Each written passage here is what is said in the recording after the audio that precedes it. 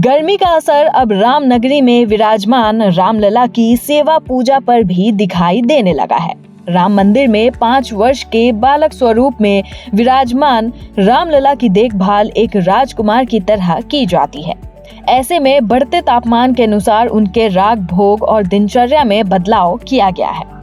मौसम के अनुसार, उत्सव के अनुसार, त्योहार के अनुसार मंदिर प्रबंधन भगवान के राग भोग में निरंतर परिवर्तन करता रहता है। कोई एक फिक्स नहीं है, आज ये हुआ कल वो हुआ, लेकिन मौसम के अनुसार, उत्सव के अनुसार, त्योहार के अनुसार भगवान का राग भोग बदलता रहता है। दिन का तापमान 34 डिग्री के पार पहुंचने के बाद अब रामलला को ठंडक देने वाले पदार्थों का भोग अर्पित किया जा रहा है। पहले जहां खीर, पूड़ी, रबड़ी और पेड़ा जैसे गरिष्ठ व मिष्ठान भोग में शामिल थे, वहीं अब दही, ताजे मौसमी फल, जूस और लस्सी को प्राथमिकता दी जा रही है। इसका उद्देश्य रामलला को गर्मी से राहत देना और उनकी सेवा को मौसम के अनुरूप बनाए रखना है। गर्मी प्रारंभ हो गई है। भगवान श्री रामलला को ट्रस्ट जो है ठीक उसी प्रकार से भोग राग आरती समर्पित कर रहा है जिस प्रकार से प्रत्येक वर्ष किया जाता है।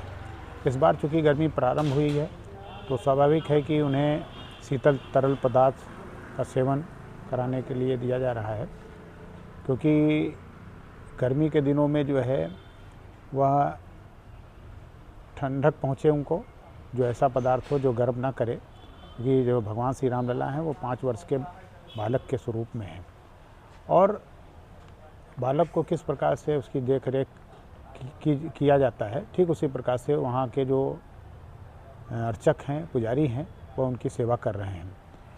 गर्मी में चूँकि भोग जो लगता है वह शरबत का लगता है, ठंडाई का लगता है। इसके अलावा जो है जो खीर वगैरह वो भी ठंडी रहती है। तो इस प्रकार से वह जो है उनको समर्पित करके अपनी जो है समर्पण भाव जो उनका पुजारियों का है वो दिखता है। स्नान व्यवस्था में भी परिवर्तन किया गया है। अब उन्हें गुनगुने जल के स्थान पर शीतल जल से स्नान कराया जा रहा है। साथ ही भारी और गर्म वस्त्रों की जगह हल्के गोटेदार सूती वस्त्र पहनाए जा रहे हैं, जिससे उन्हें आराम मिल सके। पूजा पद्धति में भी बदलाव किया गया है। पूर्णिमा के बाद से दीपों की बजाय फूलों से आरती की जा रही है, ताकि दीप की आंच से रामलला को किसी प्रकार की असुविधा न हो। रहा वस्त्र की बात, तो वस्त्र भी जो है, क्योंकि गर्मी में जो है वस्त्र सूती हो जाता है, कॉटन का हो जाता है, और जो ठंडक में जो है यही वस्त्र जो है वह ऊलन का हो जाता है, गर्म वस्त्र उनको धारण कराया जाता है। तो ये पोशाक जो है उनका वो भी जो है सूती होता है। तो इस प्रकार से भगवान श्री रामलला चूँकि एक जीवंत हैं, उनकी प्राण प्रतिष्ठा हुई है, 5 वर्ष के बालक के रूप में है, तो पूरा का पूरा ध्यान जो है अर्चक, पुरोहित और हमारे जो पुजारी हैं वो रखते हैं। क्या ऊपर वाले विग्रह पर भी यही प्रक्रिया लागू होती है? बिल्कुल, ऊपर वाली ही प्रक्रिया नीचे वाली। जिस प्रकार से मनुष्य जीवन में ठंडी, गर्मी, बरसात के अनुरूप जो है वस्त्र धारण करते हैं, खाद्य पदार्थ को धारण करते हैं, ठीक उसी प्रकार से हमारे भगवान जो हैं वह सजीव हैं।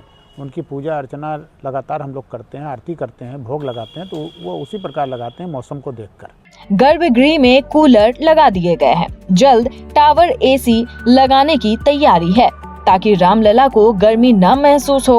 मंदिर प्रशासन का कहना है कि रामलला की सेवा एक 5 वर्ष के राजकुमार की तरह की जाती है, इसलिए हर व्यवस्था में विशेष सावधानी बरती जा रही है।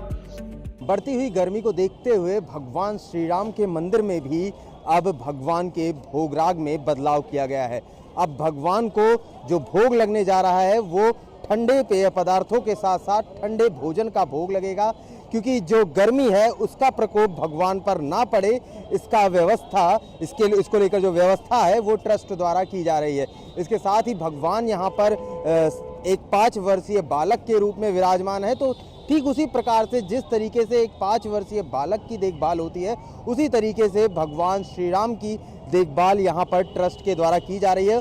उनके जो भोजन हैं उनमें बदलाव किया गया है। इसके साथ ही गर्भगृह के अंदर कूलर और एसी की व्यवस्था की गई है। इसके साथ ही जब भगवान की जो आरती का क्रम होना है उसमें भी फूलों की आरती से भगवान की आरती की जाएगी। तो गर्मी को देखते हुए, गर्मी के लिहाज से यहाँ आने वाले श्रद्धालुओं के साथ साथ भगवान के भी जो प्रतिदिन दिनचर्या का कार्यक्रम है उसमें भी बदलाव किया गया है। एबीपी न्यूज़ के लिए शिवेंद्र द्विवेदी, अयोध्या से।